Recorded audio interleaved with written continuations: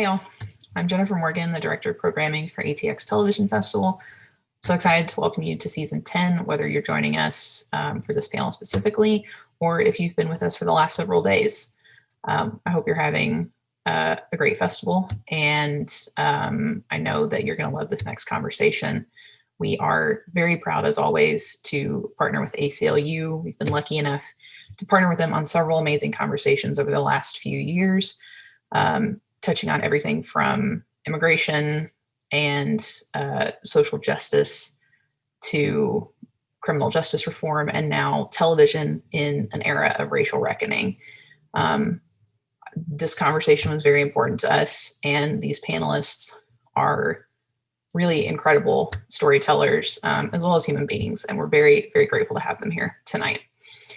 I'm going to let our moderator, Daryl, take it away in just a moment, but to find out more information about the ACLU and specifically their systemic equality platform, please visit aclu.org, and be sure to follow us on Instagram, Twitter, at ATX Festival, and share your thoughts with us with the hashtag TV4All. Thank you so much for tuning in, and enjoy the panel.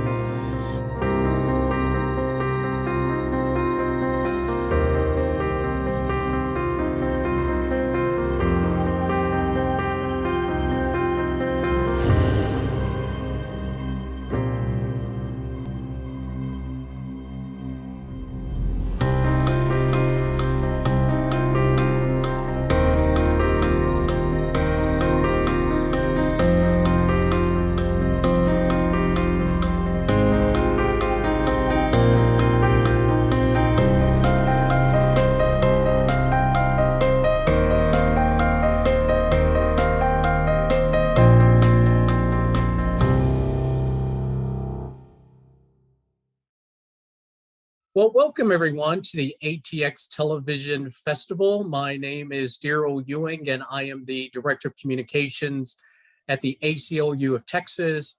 And I am so excited to be in this space today for our discussion, especially in light of what's been an extremely difficult and impactful year. I mean, yesterday we marked the one-year anniversary of the murder of George Floyd. And in that moment, we acknowledge the progress that has been made, but we also know that there is still so much work that has to be done.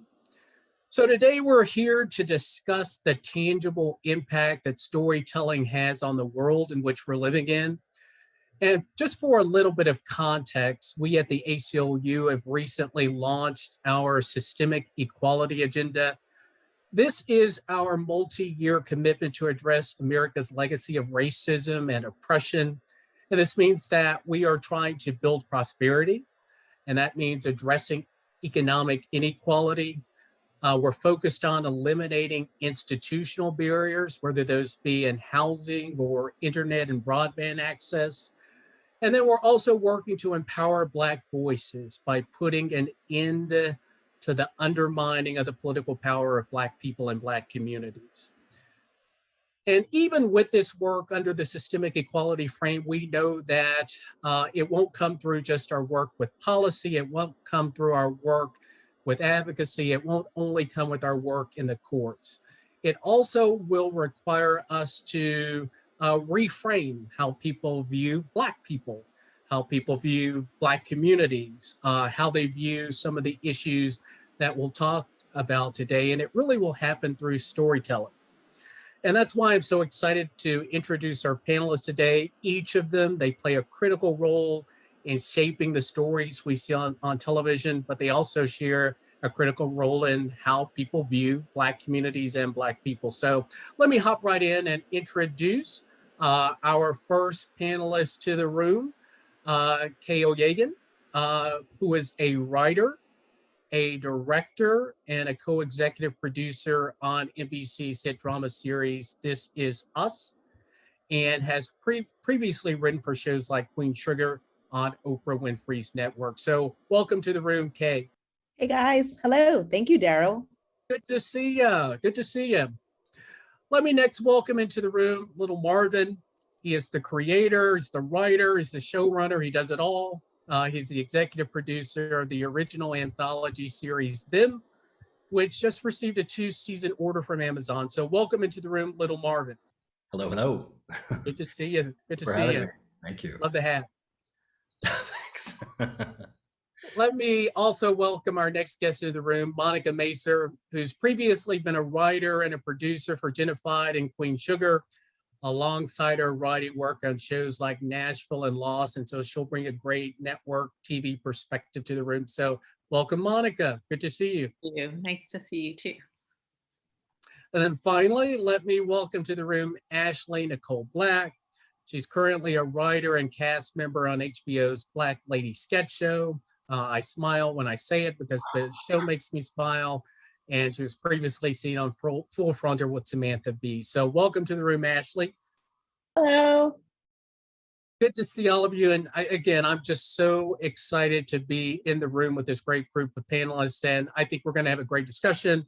And it will be a good discussion on how we continue and can continue the critical work of this past year, post George Floyd and beyond, through the stories that you all are telling in the television and entertainment space. So just to get us started, let me start broadly by asking a question for everyone, and we'll just kind of pop this popcorn around this to everybody on the panel.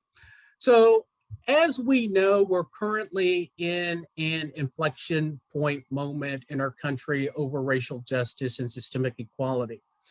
So the question is, in the past, how have you all seen entertainment writers, the role of entertainment writers, showrunners, and creators like yourself in influencing positive outcomes in the world through through storytelling? And then also let me ask that question further, how do you see your role in that space moving forward? I'll start. So in the past, I would say for me, I broke in the early 2000s. In like 2002, I got my first job as a writer's assistant on 24. And for me, it was a huge break. It was the second season. I never worked on a show where there was a Black president.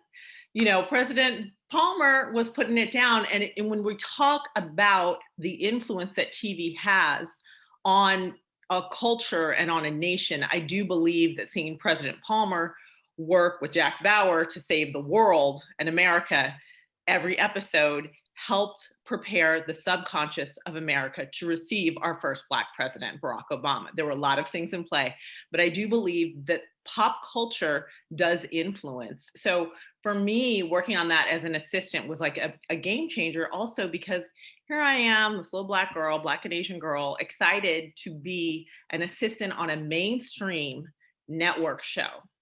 And in the past, when you talk about the past and how it's shaped, that became possible because I was in a program that Fox had set up, the Fox Diversity Writers Program, that created a pathway for me to have an interview with the showrunners. Only people from the program were going to get the writer's assistant spot.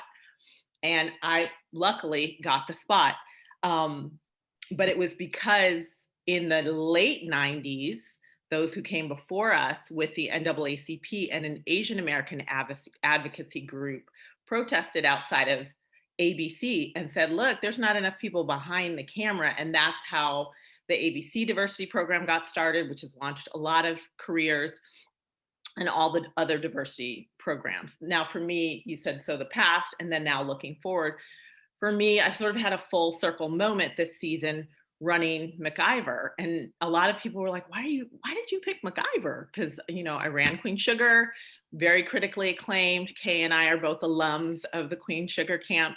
And then I ran Gentefied, which was a half-hour dramedy about a Latinx family in Boyle Heights trying to save their taco shop. Both shows had something to say.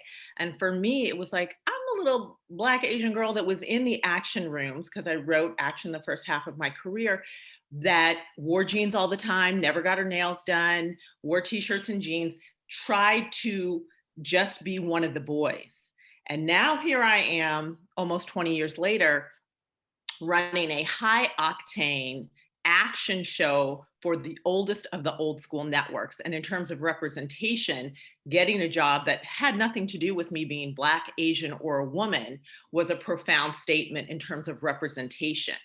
So I, credit that to all of my mentors helping me get there, Jesus, and my friends praying me through the experience, because those opportunities are far and few between. But it was almost like the first half of my career and the second half lined up to make it possible.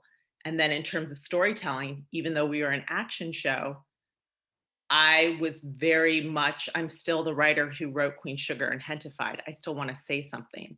So we broke our missions in terms of what did we want the characters to feel.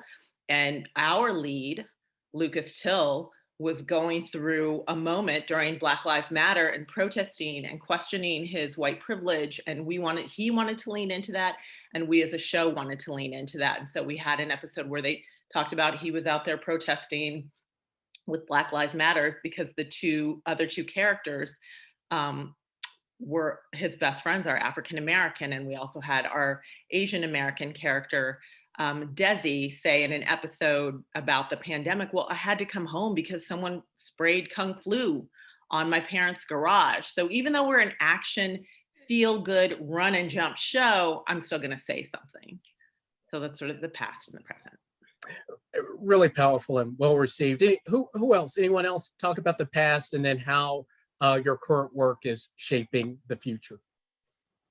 So I actually started my career as an academic. I was a PhD candidate at Northwestern, and I started out studying contemporary Blackface minstrelsy. So sort of tracing the tropes and forms that started with Blackface minstrelsy, which was the first American art form.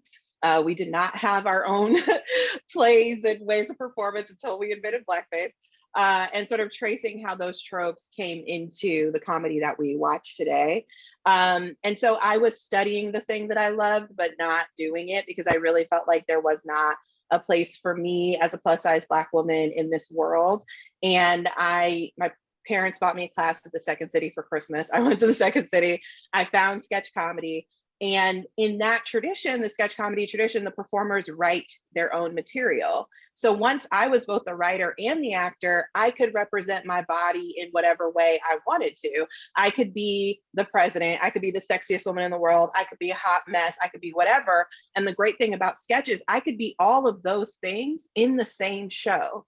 And so I went from studying how Black women are limited in representation and culture to finding an art form that allowed me to write and perform as limitless. And so it's both within the content of what I'm writing, but also within the form, Black Lady Sketch Show, that if you watch that show, I play, I want to say 25 to 30 different characters over the course of the season. I dare you to think a plus size Black woman can only be one thing after you watch that show. So that is what I love about the form of sketch comedy. I know it's like a lowbrow art form, but I think even those popular lowbrow types of things can be incredibly radical and transformative because people turn it on just to laugh, and those messages kind of sink in the form and the content. Sure, absolutely. Who else? I just want to say I love hearing these long journeys. First of all, these are just amazing stories. So I feel deeply honored, particularly because this is the very first show I've ever created.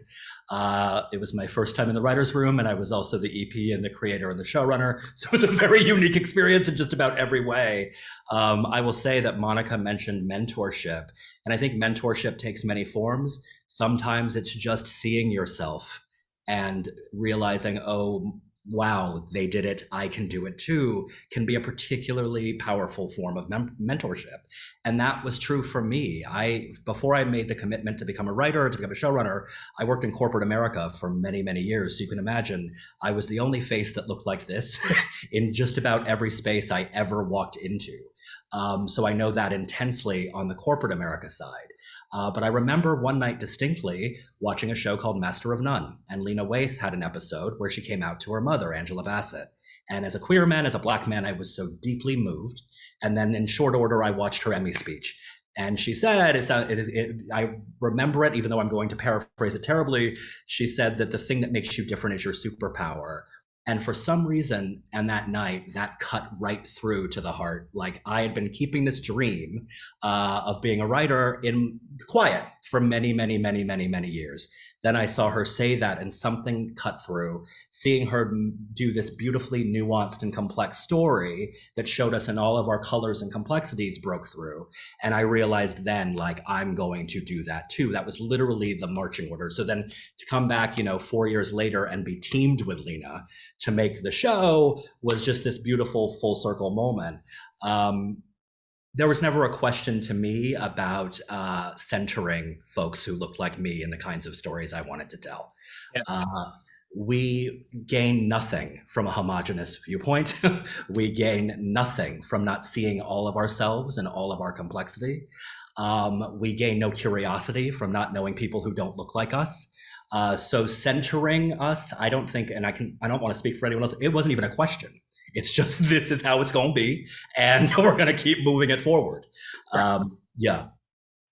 Good. I love that. It's one of those things where I grew up in Nigeria. And so for me, TV was always very special. Like TV came on at 4 o'clock. So you would spend your day doing whatever. And then I would just literally you'd be mid hug and I'm like, okay, bye. Like it's 4 o'clock. I got to go watch TV now. This is the rest of my day now. And so I would sit in front of the TV, and then like the national anthem would come on. And so you play the national anthem. You're like, okay, come on. And then I'd watch TV. And the stuff that I would watch then was a lot of Fresh Prince travels.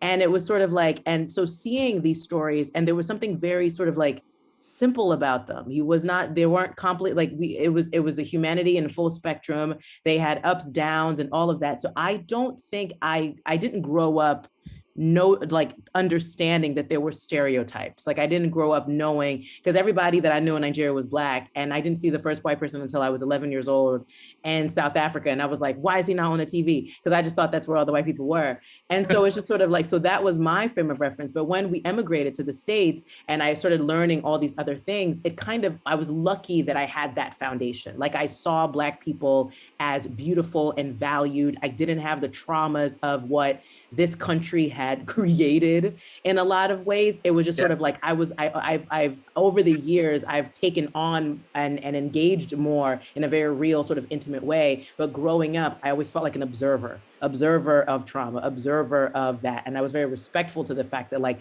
I'm observing, take up, let me listen and all that kind of stuff. Because I didn't want to insert myself in something that I knew that culturally my family had not experienced.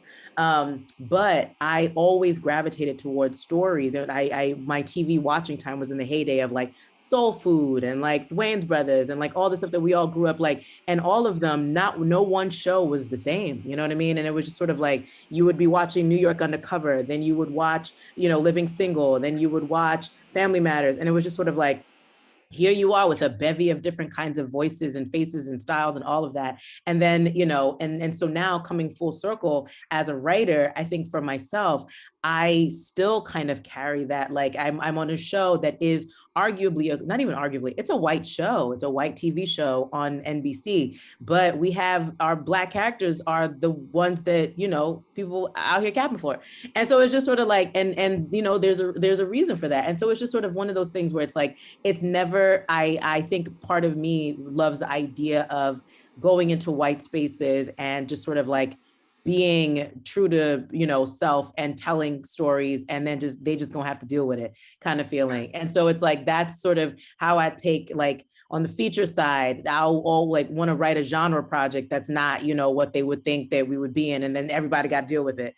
Or like, on the TV side, I always tell people, I'm like, look, if it's a book that's about Sally, who was a CIA agent, who did XYZ, I don't care what she looks like. I don't care what, just give it to me. I'll see her through my lens. And it's just sort of, you know what I mean? Like, so I've never, because of what has been happening, I love being in white spaces, just pushing it and like, just being. You know what I mean? And they just have to deal with it and have to deal with the quality of it and have to deal with the personhood of it. And if that affects them in a way, then cool. But it's like they're gonna have to deal with it.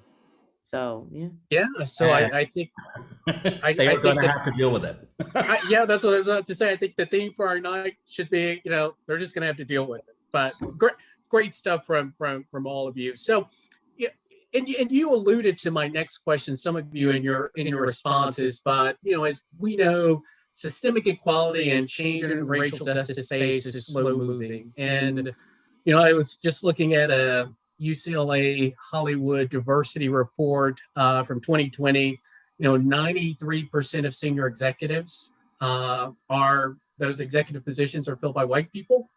And so for everyone here, talk to me a little bit about the importance of having Black writers and showrunners and executives at the table in terms of pushing toward systemic change in the racial justice space. I think it's really important. The reason I was at CBS is because an executive of color, Eric Kim, who is also Korean American, I saw him at Daniel Day Kim's New Year's Eve party and right before the pandemic. And he said, I want you to come and run a CBS show. And I was like, I'm working for Netflix right now. I can't. And he was like, stay in touch with me. I want you to come and run a CBS show. And I've known Eric for years. And he just kept on me. He was like, I want you to come and run a CBS show. And then we weren't sure if Hentified was going to get a season 2. Our numbers weren't, as great as they could have been. And so I called him. I was like, okay, what CBS show do you want me to come run? So he was like, I'll get back to you. But it was because an executive of color was a dog with a bone and wanted to recruit a showrunner of color. It was a priority for him. And he said, look, some people, there are 2 ways to fight for change, inside the system and outside the system. And he is like, I am someone who fights for change inside the system. And they're both important. You need both. And it's because of Eric, who I've known for a really long time through NetCal, Network for Korean American Leaders. And then we're both co-founders of Korean American Leaders in Hollywood, because I trusted him. He's a good friend. And I was like, okay, what do you got? And that's how I got the meeting on MacGyver, but it was an executive of color. So, and I, he's always my first call when I have a question about something, because I know he will give me the inside studio perspective about something where other people might tiptoe around it. He's like, no, I'm gonna tell you the truth.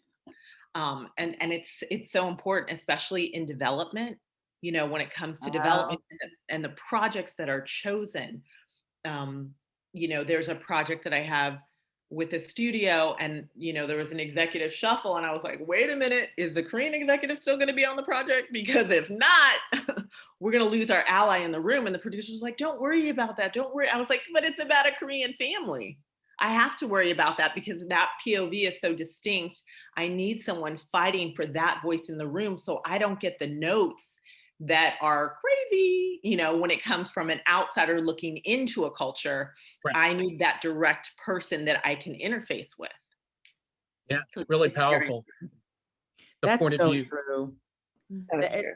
That the ally on the inside is huge. And like when you first asked the question, Dara, I was thinking like, oh, it's yes and no, because it's sort of like if you have an empathetic ear in the room anywhere, you're sort of like, even if the person doesn't understand, it might be great. But then I'm like, what am I talking about? I have like this overall deal that I have. I'm just like, I only talk to Aaron. So it's just sort of like, it's like out that like you just naturally gravitate towards someone who has a shorthand with you. And if they happen to be the Black executive, they happen to be the Korean executive, it's just kind of like a natural sort of, we're speaking the same language. And also it's interesting. We tend to give things like, I'll say, like, I just finished watching Lena's 3rd season of Master of None. And it's just sort of like, we tend to see ourselves in a way that white people sometimes can't see us.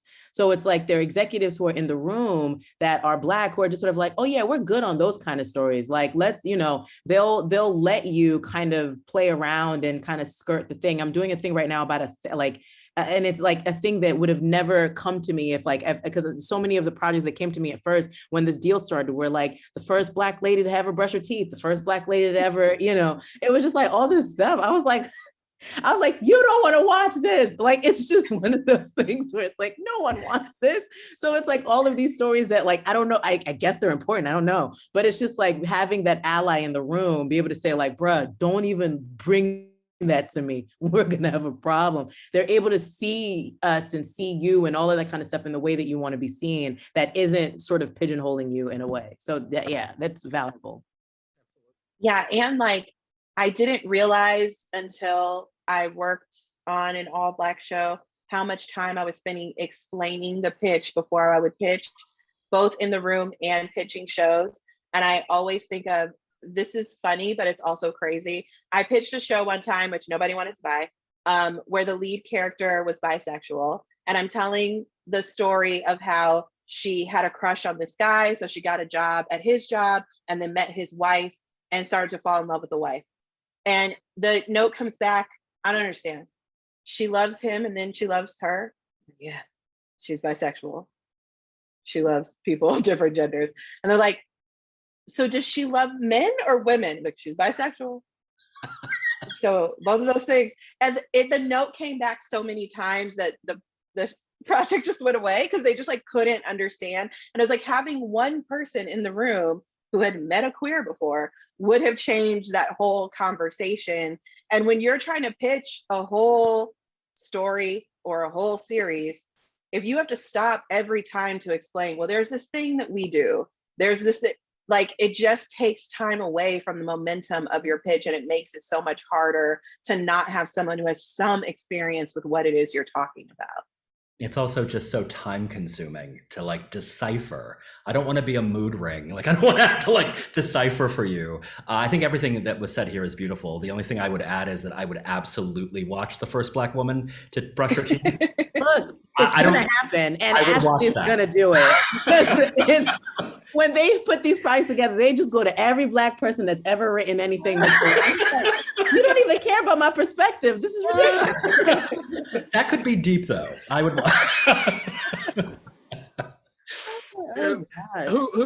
Who knows? But again, I mean, all interesting perspective. And let me kind of continue along the line of that previous question. And Monica, I'm going to ask you, because I think I was looking at a Washington Post article from July 2020. You were quoted in it, and it talked about the notion of TV writers kind of being there as diversity decoration. You know, you're called on to write for the Black person. You're called on to raise the flag if there's some racial thing that might be seen as insensitive. So does that, talk to me a little bit about whether that feels like you're being pigeonholed, and how have you dealt with those kind of challenges, diversity decoration, or being perceived as that in the room? Sure. I mean, so I got in through the Fox diversity program, and then I got staffed. I didn't get staffed on a Fox show. My first job was on Lost, the first season. And I was paid through the diversity program, even though I wasn't part of their diversity program. And I know I got the job because I'm half Black and half Korean, because there was a moment in the meeting where, you know, you go to these meetings and they ask you about yourself. And I was the writer's assistant on 24, and the showrunner and the number 2 were huge fans of 24. So I had a half-hour meeting to pitch myself for the job. 20 minutes, we talked about 24. I was like, I'm not going to get this job. My whole internal monologue, me and Jesus, I was like, Lord, I need you to help. I don't know what's going to happen. Finally, they're like, tell us about yourself. And I said, well, you know, I watched the pilot. I really related to Walt and Rose and Michael, the 3 African-American characters. And I related to the kid because he moved around a lot. And then I was like, and then, you know, I'm also half Korean, so Sun and Jin. And they're like, you're half Korean? Like, it's kind of like a secret nobody ever knows. And in that moment, they looked at each other and I was like, I think I got this. Because you really are, they're trying to check boxes in terms of representation in the room and wells that you can draw from. And I knew in that moment when they looked at each other, they were like, Sun, Jin, Rose, Michael, and Walt. Ding, ding, ding, ding, ding. In a staff writer who's not going to cost them anything because the diversity program is going to pay for my salary. So I knew that's why I was there. It was a very large room, very hierarchical, a lot of supervising co-EPs ahead of me. I'm the little staff writer. It's like the army in TV. I was the private at the table. I had to wait for the lull in the room to speak. But when they brought up Sun Engine, and see, here's the difference too, with African American culture, I think people think they can write us. They can write our voice, because Black culture is American culture and rap music is American music. But when it came to the Koreans, honey, they were like, what do you think, Monica? Like the whole room would stop and people would turn to me, and it gave me this little realm of authority, because nobody in the room had a Korean mom, had Korean relatives. My family literally crawled over the mountains of Northern Korea into Southern Korea because they had to escape. And that was a story that I told in the media, and they were like, really? So it gave me a realm of authority. And growing up in this country, being biracial and being from two very different cultures that are oddly very similar in a lot of ways, gave me a distinct point of view that nobody else could sort of capture. So that quote that you mentioned, Little Marvin, about the thing being your superpower, that unique thing. It was like growing up, it was like I always wanted to be like, I want to be more Black, or I want to be more Asian, or I want to fit in more. It was like that became my superpower. And I realized like that had power, like that nobody else could access in that room. And so it was my job to speak up. And there became a moment when, they were going to kill, I've told this story a million times, and Daniel Day Kim just told it in I think an article that he just did, but they wanted to kill Daniel off the island because he didn't speak English. And I was like, that's racist. No. And people were like, what do you mean that's racist? It's like, it's limiting the stories that we can tell. And like, we don't understand him. You have to read subtitles. And I can say, no, that's racist. We can't do it. And there was another writer of color, upper level supervising producer, Javier Grillo Marx Watch, Puerto Rican. And he was like, yeah, that's racist. And then at the end of the day, he pulled me aside and he said, here, you can't say that anymore. You're becoming the race police. Stop saying that. Go home and think about why we can't kill Jen off the island from a story perspective. He said, I can say it. I'm a supervising producer. I have had other jobs and I will have other jobs. So I went home, I did the research, and I was like, oh, if we kill Jen off the island, he's the only half of a married couple on this island. So we can't play love triangle stories. We can't play jealousy. We can't play any of that. So I came back the next day. I told Javi, we strategized outside of the room. I said, okay, you say that, and then I'm going to say it's racist after you say that. So I would say, hey guys, if we kill Jen off the island, we can't play love triangle stories. They're the only married couple. We can't play the possibility of infidelity. We can't play jealousy. Everyone's like, oh, I never thought about that. And then Javi would be like, and it's racist.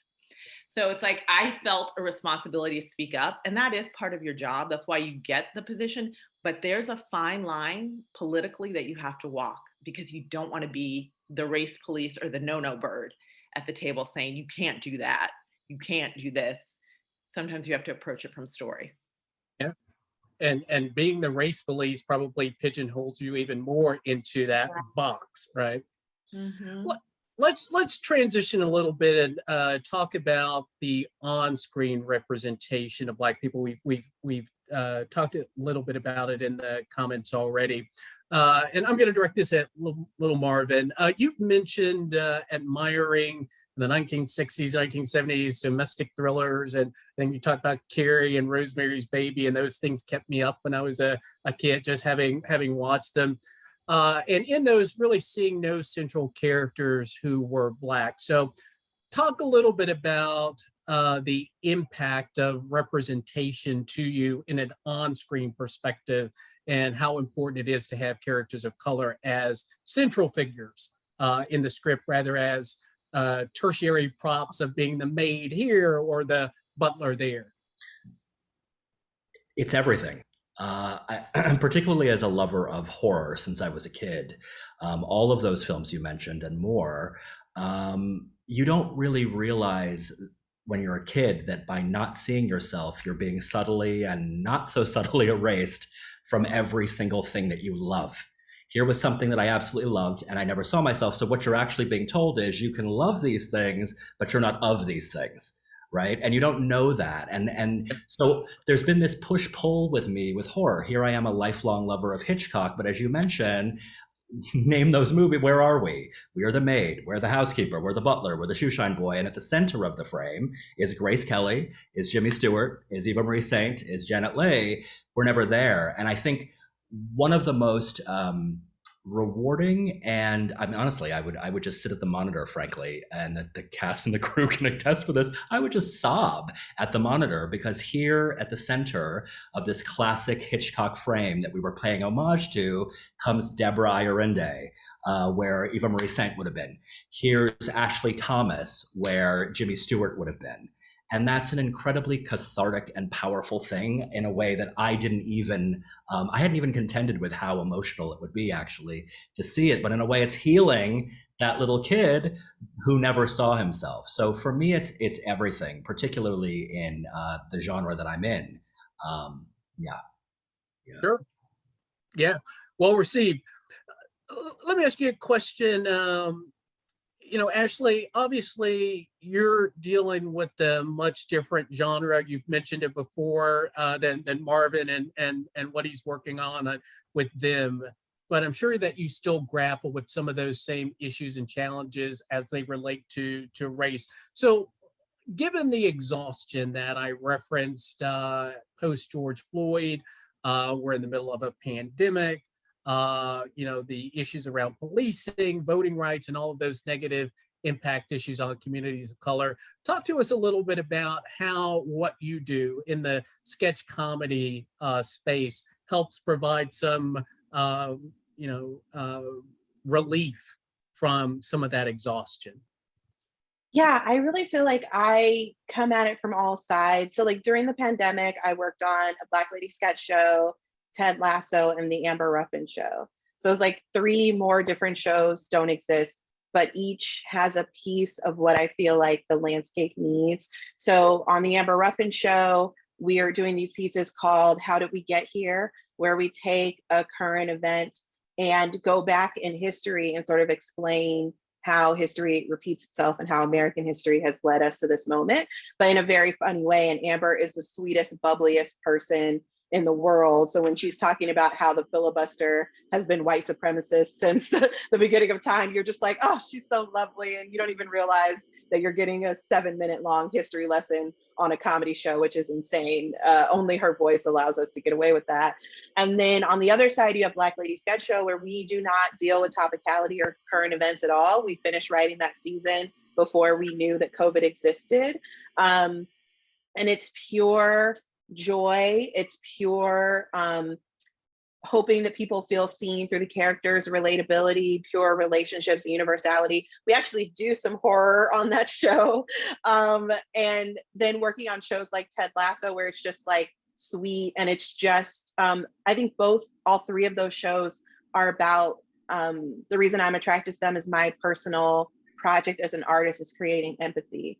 And there have been studies that show that people actually can get better at empathy, and you practice by doing things like reading novels and watching television, because you put yourself into the shoes of that protagonist and you feel as they feel. That's why horror is such a powerful genre, because your heart beats faster when they do. You literally are living as a character. But we have so much practice as a culture of empathizing with white men, because they're often the protagonists of these stories. And we practice and we practice and we practice that muscle. And so we will need, 200 years of Black people, Black women, queer people, people of color being the protagonists of stories to work our empathy muscle up for different kinds of people. And so that's what I feel like my personal project has been.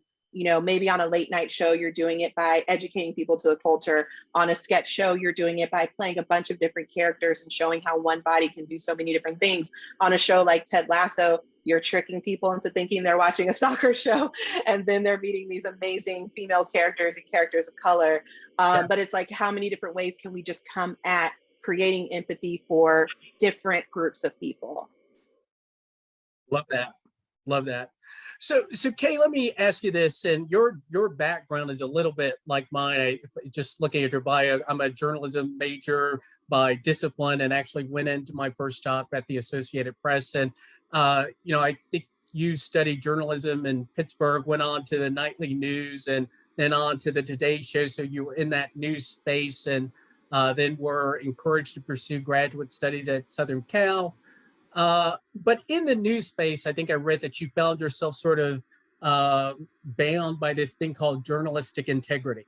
And so that you wanted to sort of influence the end of the story, right? And then the journalistic integrity didn't allow you to do that. So talk to us a little bit about how you are now in the entertainment space, sort of fully and able to sort of change those outcomes and write that ending with the work that you're doing in a way in which you were not necessarily able to do fully in the journalistic space. Yeah, I worked on so many sad stories. And it's sort of like I was like 21, 22, 23. And I was like, oh my gosh, I'm working in New York. I've got this job. They gave me like $50,000 worth of equipment. I'm sitting on the train going to Queens at 3 a.m. And I'm just sort of like, it's either me or these camera equipment. The camera equipment's gotta go. And so it's just sort of like, and I would cover like, I had a police blotter in my apartment. I was what they call like a one-man band. Like I was just sort of like there the minute anything happened. I would be on the hot desk every single night. And just like, if someone got stabbed, I would be the person calling their parents being like, would you like to give us a statement? Or like, so there were just so many things that I did that I just felt so like, just overwhelmed by sadness. Like it was just an overwhelmingly sad job. And it's hard for me to desensitize. I'm not a very like easily desensitizable person. I'm a child of God. So I feel everything very intensely. The Holy Spirit is always like, and so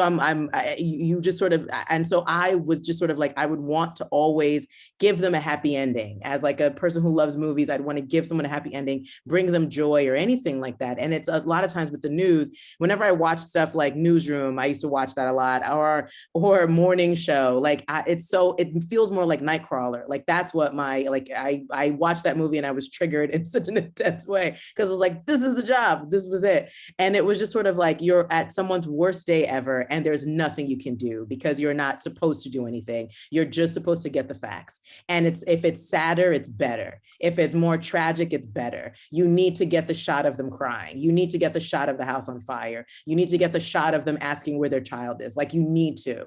And it was just sort of like, it was very stressful in a way. I'm like 23, I'm like, I can't do it. I'd eat cake for dinner. It was just like all this stuff. I was just overwhelmed all the time. And so I think for me, coming into the TV space and coming into sort of narrative spaces, I am drawn to a happy ending. I am terrified of horror movies, so God bless y'all.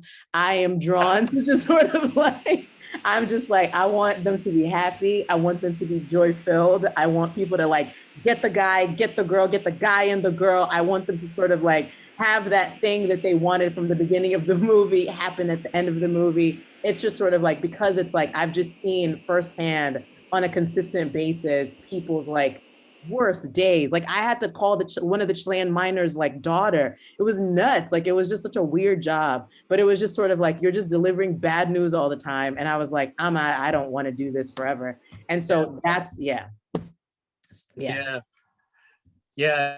Let's just say when I was in news, if it bleeds, it leads. And so your point about it being sad and pathetic, let's aim a camera at it. And that does become a difficult place to be. Well, and then working in late night is take that news that you made and make it funny. It's like, oh God. Yeah, right. I'll get on that, right? So actually, the conversation, we're almost up to the final couple of minutes, interestingly enough. So let me just kind of do a quick round robin final question. And it really touches on what Kay just said. It's about wanting to create joy. So I just mentioned the sort of exhaustion in the space, the way in which Black communities are facing rollbacks in voting rights and, all of the issues around policing. Given all of that, with each of you, just give us some final parting thoughts on what you hope to do or what you can do or will do in the storytelling space that can help make things feel more optimistic, feel more positive, feel more hopeful in this really tough post George Floyd environment. I'm so the wrong person to ask that question.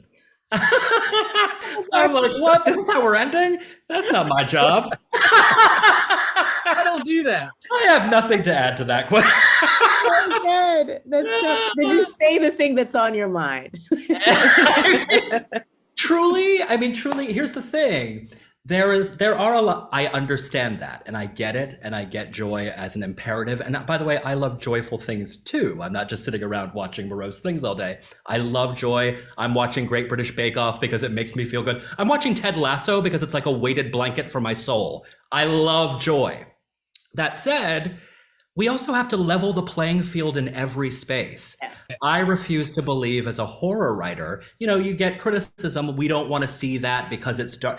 Well, as a person who loves this thing, how are we ever going to get equity within this thing if we're not able to paint with every single color in the crayon box?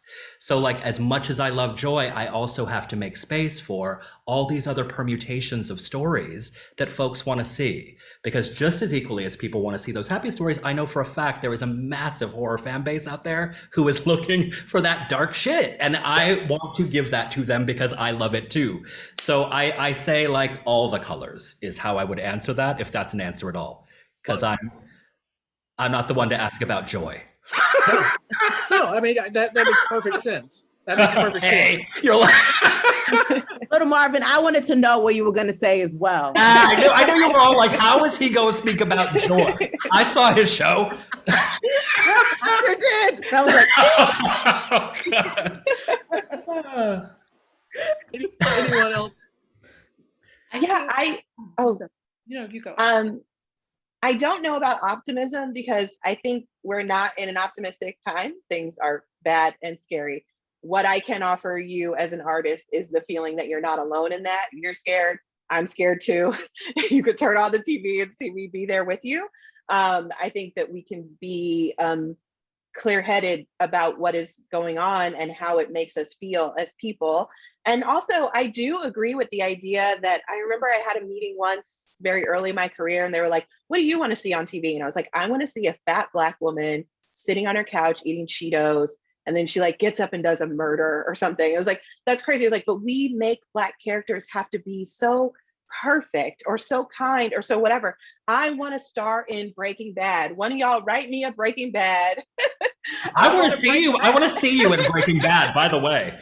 you would crush it in Breaking Bad. Yes, I watched a Black you would. lady sketch show. Come I on. feel like The invisible CIA. Yeah. No, Yeah. the invisible spy. We get it. We got it. So yeah, I do think that like optimism and joy are important. Being clear-headed and being rational about what is actually happening is important. And I do think that showing all facets of us is important. Sometimes we're joyful and sometimes we're not, but let's be honest and let's be real. And I think that that is what Black artists can do better than anybody else because we live this. Yeah. Monica, Kay, any speed round in our final minute or so? Monica, Answer? I really want to keep creating opportunities for writers of color to have a seat at the table as a showrunner. I've been in rooms where people are like, we just couldn't find any Black writers. I'm like, what? Here, let me give you my phone. I'll find 20 for you right now. I just want to keep